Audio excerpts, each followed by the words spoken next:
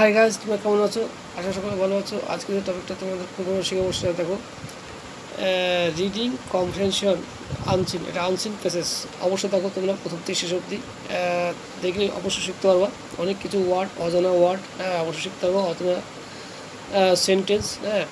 দেখো আমি খুব সহজে এটা বাংলা অনুবাদ করে তোমাদের শোনাচ্ছি। দেখো, অনেকেই এই আনসিন প্যাসেজ করতে গিয়ে ধন চুলকে চুলকে ধন ছোটো হয়ে যায়, অনেক ধন মোটাও হয়ে যায়। চুলকে চুলকে যাক, কোনো কিছু মনে করো না। আমি গালাগালি খিস্তি করে দিই বলে কিছু অনেকে মনে করো, কিছু মনে করো না।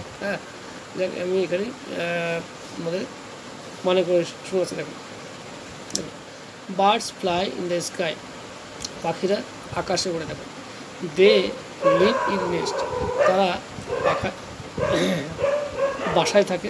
দেখো, দে ইট গ্রেনস উইথ দেয়ার ব্রিক্স, তারা শস্য দানা খায় তাদের ঠোঁটের সাহায্যে। সাম birds can sing very well, কিছু কিছু পাখি আবার ভালো গান করতে পারে। দেখো, কাকু ইজ সিঙ্গিং বার্ড, কোকিল হচ্ছে একটা গায়ক পাখি। কাউ ইজ কল্ড দ্য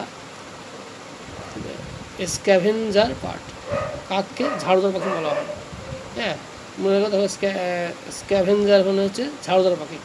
অবশ্যই তোমরা হচ্ছে ভিডিওটা প্রথম থেকে লাস্ট অব্দি যারা দেখেছো তাদের অসংখ্য ধন্যবাদ। আর যারা দেখোনি তারা ধন কেছে করে থাকবে। আর কি আর কিছু বলবো, এখানে রাখছি।